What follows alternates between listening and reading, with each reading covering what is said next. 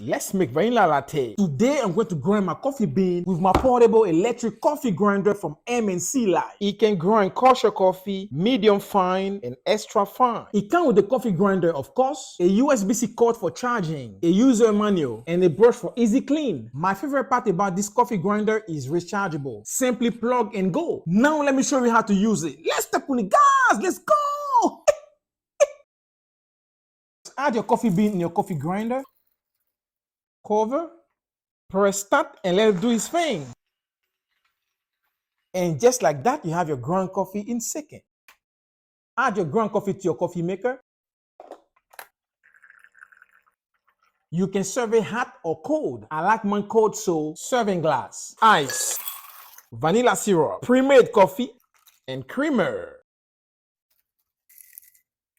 Wow, this is possibly bossing. Order yours at my TikTok shop. Bossing.